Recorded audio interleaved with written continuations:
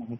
And, so now with this win and this title, Jesse, a bunch of doors open for you all at once. It's like they all just swung open, man. And, I know there's plenty of options for you, but, FightHype, we did an interview with Danny Garcia, and, he said that he'd be interested in a fight in a unification bout with you. What are your thoughts on it? How do you react to that? I did see that, and the way I reacted, I was glad that he's open to fighting me, because that means that it's going to make the fight more easy to make.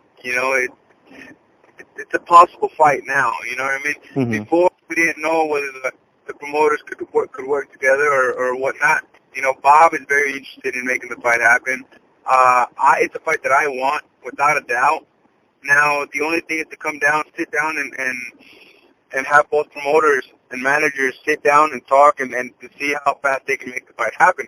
He's looking to come back in June, July. I'm looking to come back in June, July.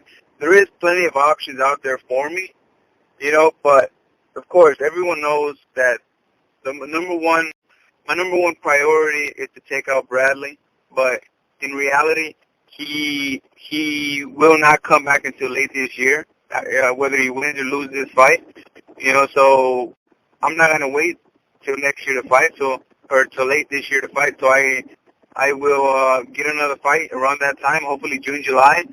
And Danny Garcia is coming back the same date, so it's a possible fight there. I hope that we can make it happen. But if this fight cannot happen in June, July, then we have other options as well. I hear there's a lot of talks and rumors about Juan Marquez.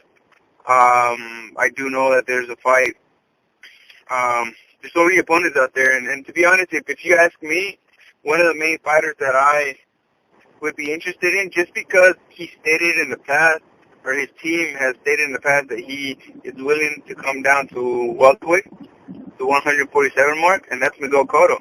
Ooh. If he's open to moving down, and it's a fight that both promoters can work together, it's a fight that I would love. He's a fighter that is well recognized worldwide. He's a future Hall of Famer, has a big name, is a great talent, and I want to be amongst the best. I want to beat the best.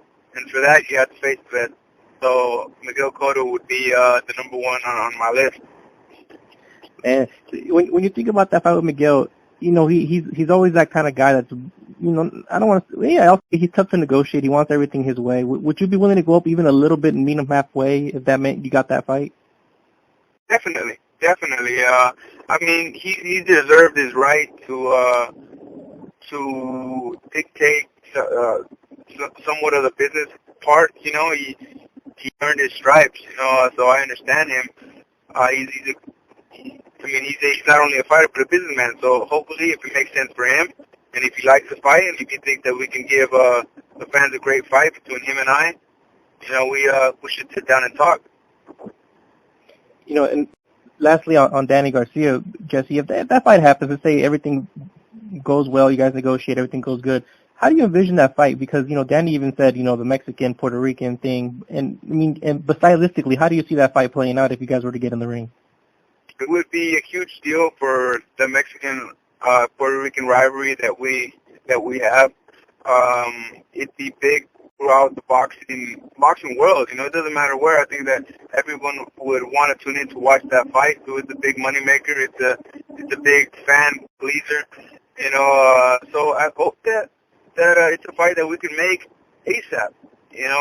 We just have to sit down and talk, and that's imagine it. I think that all the fight fans are intrigued on that matchup there, and I am myself. It's a great fight.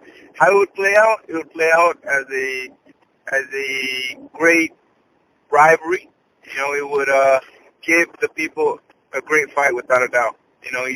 He's a good fighter himself. He holds the WBC title, and that's a title that I also want to have around my belt, around my waist.